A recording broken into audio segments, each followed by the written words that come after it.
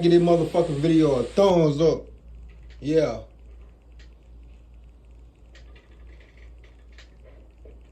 Let's ride, nigga.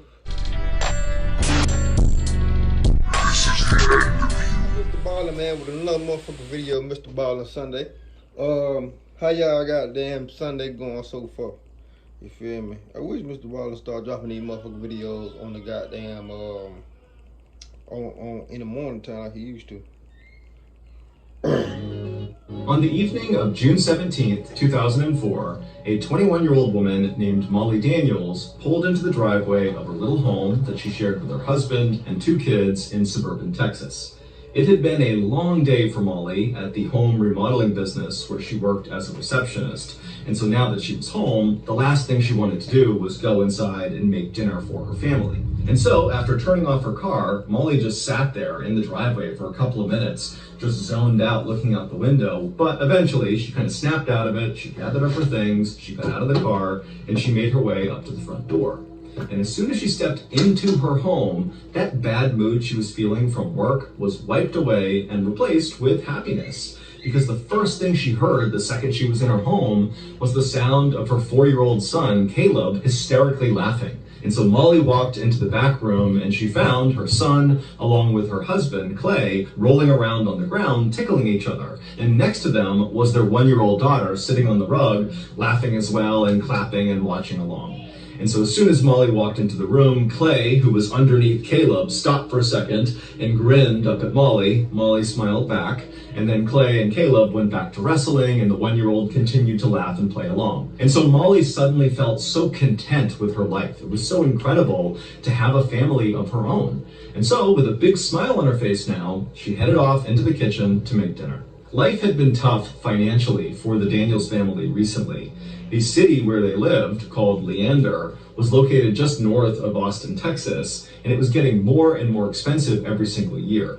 Clay, who was 2 years older than Molly, he was 23, he was a mechanic, but he had been out of work for months, and so he had just been staying home with the kids. As for Molly, she had her job as a receptionist, but it paid very little, and so ultimately the family was just barely scraping by. But despite the financial hardship they were under, Molly was so thankful that she had a husband in Clay that was so good with their kids, especially Caleb, the 4-year-old son, because Caleb was actually Molly's son from a previous relationship, and she was worried that maybe Clay wouldn't necessarily treat him like his own, but Clay had totally stepped up to the plate and become Caleb's father, and Caleb definitely viewed Clay as his dad. Clay, man. And so that relationship was as close as if they were biologically related, and so Molly just felt so grateful for that.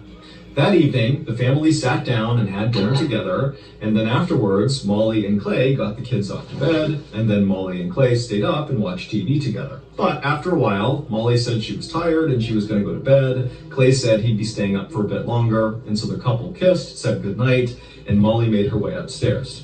At around 10:45 p.m. that night, so about 15 minutes after Molly went upstairs, she was laying in bed, drifting off to sleep, when she heard the sound of their front door open and then shut, and then she heard the sound of their car being turned on and leaving the driveway.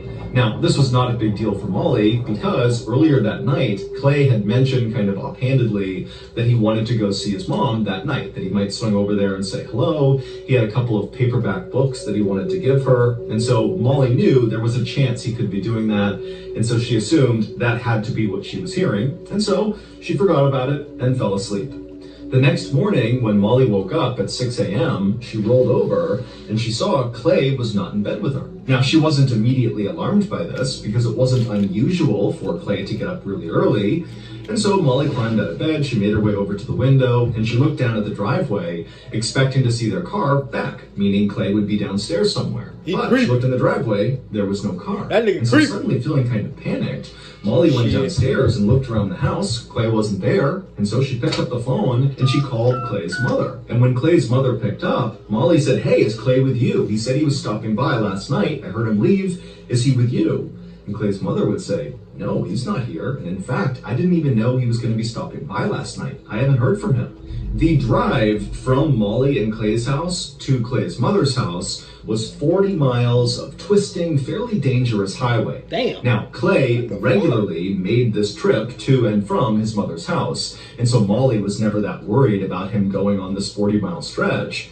But suddenly, without saying it, both Molly and Clay's mother were thinking the same thing. Did Clay get into a car accident last night on the drive to his mother's house? And so at some point, Clay's mom on the phone tells Molly to stay calm, stay at the house with your kids. I'm going to get in the car. I'm going to drive the route that Clay would have taken back to you, and we'll see if we can find him. And then as soon as the two women hung up, Clay's mother ran to her car. She jumped inside, she turned it on, she peeled out of the driveway and began speeding those 40 miles back towards Clay and Molly's house. And she had only gotten about halfway along this trip when up ahead she saw all these flashing blue and white lights. She saw crime scene tape across the whole road. This was a section of the highway that was heavily forested on either side, and she could see traffic was backed up very far on the other end and as well on her side. And so of course Clay's mother is thinking, this is my son, he's been in an accident right here. And so she pulls over to the side of the road, she throws it in park, she gets out and runs to the nearest police officer and begins frantically asking them, what's happened here, what's happened? And as she's talking to the officer, she notices behind him there's all this smoke coming up from the forest. There's a fire down in the forest. And so she's craning her neck to look down and see what it is. And the officer tried to stop her, but finally she pushed past him and she looked and she saw there was a car on fire that clearly had flown off the road.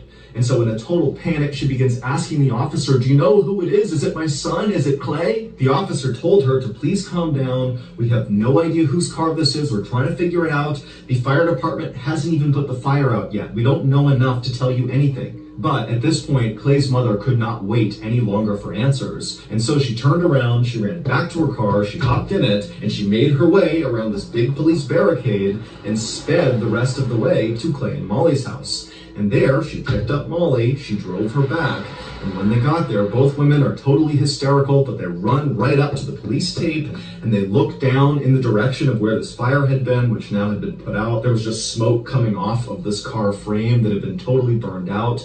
And immediately, when Molly looked down there, she recognized the car. Or I should say, she recognized the shape of the car, because the fire had totally eviscerated the car. But Molly, she was seeing the frame was about the right size, and she was seeing that strewn around this burned out car were all these paperback books that had been burned up partially in this fire. And she knew that Clay had likely been on his way to his mother's house with all these paperback books inside of the vehicle. And so she knew this had to be Clay. And at the same time that Molly is having this horrible realization, the fire department down below was able to actually get into the burned out vehicle. They opened up the door and they found right away there was a body in the driver's seat. And so between the size of the body, all the paperback books that Molly said, that would be something Clay would have, along with several other personal effects that were found inside of the car, like Clay's prized Harley-Davidson pin that he always wore in his hat.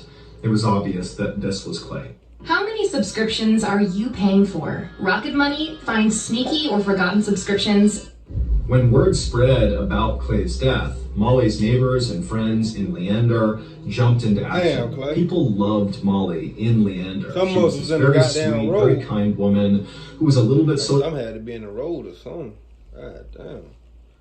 And then all the wood, I never drive. But hell nah, if it ain't no mercy, my mom had to catch me in the daytime. Swear to God, I ain't fuck though. Awkward, but they had found ever since she had married Clay, she had really found some more confidence and just seemed happier. And so it was totally devastating to see Clay be pulled from her life like that. And so very quickly, the community in Leander raised $1,000 and they gave it to Molly and her kids. And then also neighbors began dropping off food and stocking their fridge with groceries. And even though Molly couldn't even eat, she was so grief-stricken from the loss of Clay, she still very much appreciated the effort that people were making to comfort her. But as the community rallied around Molly and her kids to get them through this difficult time, the police were starting to ask some questions about how exactly this crash that had killed Clay actually happened. Because there were some oddities about the scene of the accident. The biggest being, there were no skid marks on the road, which meant Clay had not hit the brakes before swerving off the road and crashing down in the trees below. And secondly, they didn't really understand how the fire that had started after this crash had gotten so incredibly hot that it basically had completely melted away every part of the vehicle save for the frame, and also Clay's body had been totally destroyed. I mean, the authorities had seen fires after car accidents. But nothing like this. This looked very unique. And so investigators started to wonder if they were really dealing with a car accident or if this was a murder. And on June 22nd, just 4 days after Clay was found, investigators would learn from the crime. Because you know, one of the ways for the autopsy not to show up, if somebody done shot somebody or some shit, autopsy, they burn the whole body up. Oh, that's how I know that. Lab that their suspicions had been correct.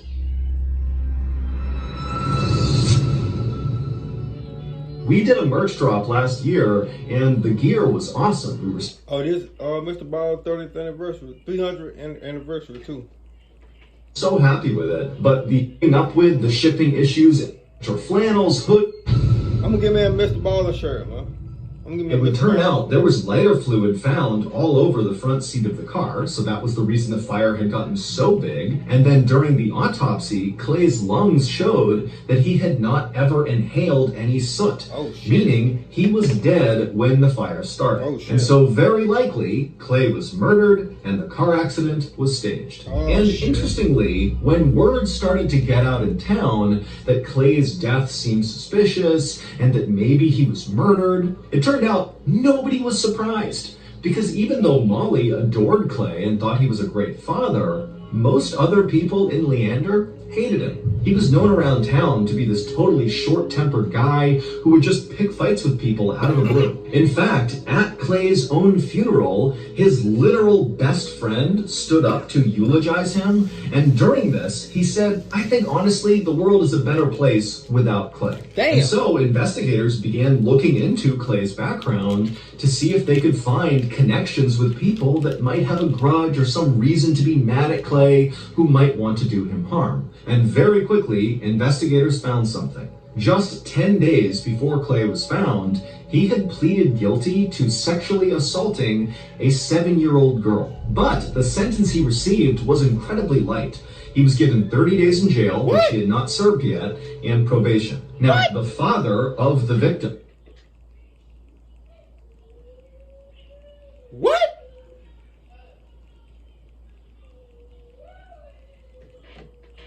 The 7-year-old girl was absolutely furious about Clay's light sentence. And in fact, just a couple of days before Clay died, the father threatened to kill Clay. So investigators quickly tracked down this father, and then they brought him in for questioning. But very quickly, this father made it clear to police that yes, he hated Clay.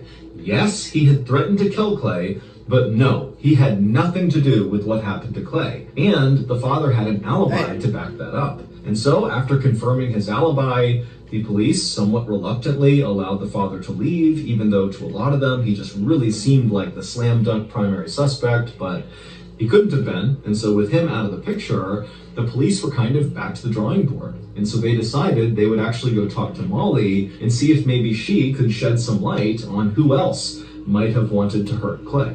Now, in their previous conversations with Molly, police found her to be incredibly polite and also at the same time very, very upset about the death of her husband. But this time, when investigators showed up at Molly's house and she brought them into her kitchen where they sat down to talk, it was like the police got a totally different Molly. And it happened as soon as they asked her, hey, who do you think could have hurt your husband? It was like Molly suddenly became impatient. She didn't have time for these questions. And finally, she just said, you know what? I think Clay was depressed because he had that prison sentence that was coming up that he didn't want to serve. And so probably he just killed himself. I think that's what happened. And so now I need you guys to leave. And so the officers didn't make a fuss. They didn't fight Molly on this. They just got up, they left. But once they were back out in their car, they looked at each other and they both agreed that Molly's behavior was very suspicious, and it made them think, maybe she actually knows more about what happened to Clay and she's kind of trying to cover it up and make the police go away. And over the next couple of weeks, as police began investigating Molly, they discovered quite a bit of evidence that made them even more suspicious of her. For one thing, there was Clay's $110,000 life insurance policy that Molly was entitled to, and Molly had apparently been calling the insurance company nearly non-stop every day, trying to get them to wire that payment as soon as possible. And Molly apparently was telling people in town how excited she was about getting that money. Also, police learned after talking to Molly's neighbors that Molly was starting to date again already, just 3 weeks after her husband has died. She's out there on the dating scene, even bringing home one of her boyfriends and having him live with her 2 kids. And according to Molly's babysitter, this new boyfriend that was coming into the house was really upsetting Caleb, the 4-year-old, who had been so close with Clay. The babysitter would say that Caleb, who normally was a very mellow child back when Clay was still alive, was now very violent and emotional, and periodically he would just stop, look up into the sky, and scream, "I love you, Daddy!" But when the babysitter brought this up to Molly and said, really, you should get your son some help here, Molly got angry and said Caleb was fine, it was none of her business, and then she slammed the door on the babysitter. But despite how suspicious Molly now seemed, there wasn't any real evidence that actually linked her to Clay's death. And so finally, in the fall of 2004, so several months after Clay's death, and still the police have not figured out who killed him or how he died and how he wound up in this inferno by the side of the road, they decided to kind of reinvigorate this investigation into Molly. They really wanted to find evidence that she was involved in Clay's death. And so they decided to put a surveillance team on Molly 24/7. And at first, the undercover police would report that Molly's behavior was incredibly routine. She basically did the same things every single day. She got up, she got the kids out the door, she went to work. Afterwards, she picked her kids up from the babysitter, she went home, she fed her kids, and then they all went to bed, and they did it all again the next day. The only deviation from her schedule was periodically she would go out after work to run some errands, like go to the grocery store. But then on December 3rd, so 6 months after Clay was found, Molly would finally break her. Thank you so much, Taylor. So the cap for this PK is actually 200,000. Bingo. Come on, man. I just downloaded this app and boosted my credit score by 10 points for free. It's called routine. On that day, Molly, on her way home from work, made a pit stop in this parking lot near several local stores. So she parked her car, she got out, but then instead of walking into one of these stores to run an errand or something, she walked to a dark-colored Mustang that was parked in the parking lot as well, and a guy was driving it. This guy the cop didn't recognize, with dark hair. Molly walked up to him and began talking to this guy through the window, and then at some point, Molly began very suspiciously looking over her shoulder like she was trying to see if anyone was watching her, and then she walked around and climbed into the Mustang with this guy. She shut the door, and then the two of them drove off together. And so the undercover police officer followed after them, and eventually the Mustang containing Molly and this guy pulled into the parking lot of a Taco Bell, a fast food restaurant. And so they stopped, they got out, and the undercover officer watched as the two of them casually walked inside of the Taco Bell. They ordered some food, and they sat down by the window to eat. And so by this point, the undercover officer, he's not seeing anything incriminating happening here, but what he's seeing is such a break from her routine that it just seemed really suspicious, and he wanted to go inside and have a look.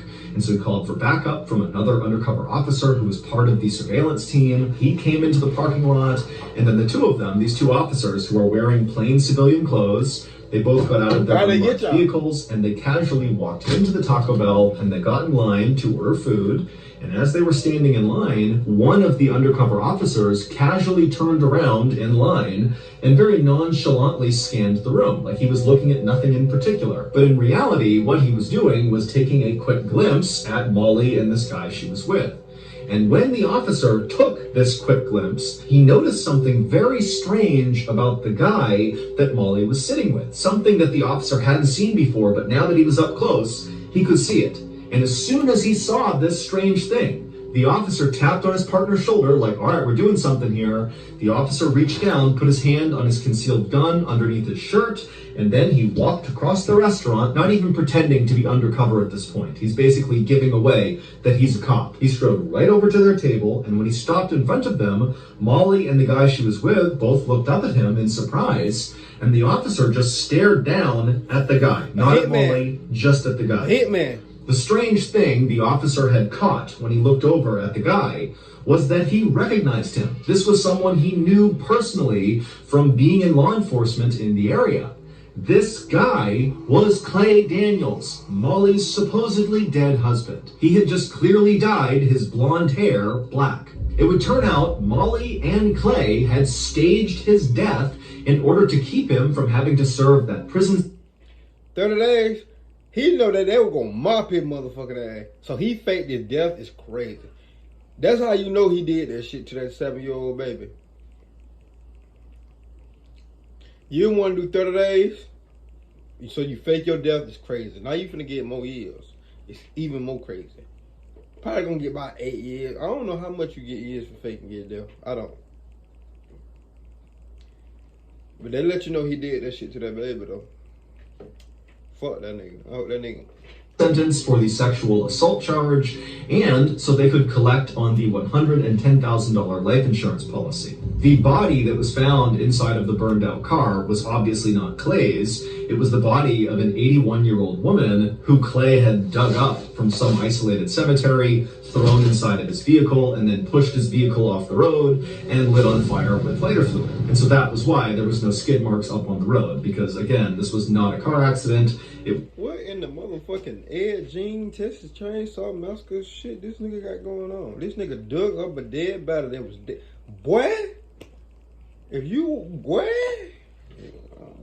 this nigga's fucked up. Staged. And so after Clay and Molly staged Clay's death, it actually worked. People really believed that Clay had died. They were questioning how he died, but nobody really thought it wasn't Clay. And so their plan was working. But after 3 weeks of being apart, with Clay kind of hanging out by himself away from the town, Clay and Molly just couldn't stand to be apart any longer.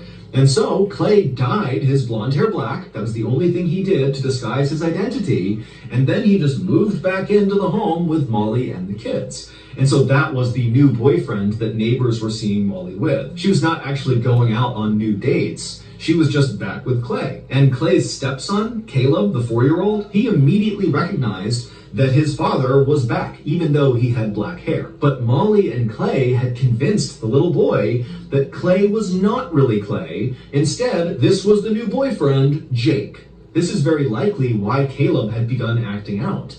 He was old enough to understand that something wasn't right, but not old enough to understand that his parents were lying to him. It's unclear why Molly and Clay, who lived together shamelessly, decided to have this weird rendezvous in the parking lot inside of Clay's Mustang. You know I've been charged this nigga to rant though. Faking your death, molestation on a child, faking your death, getting another body at the cemetery.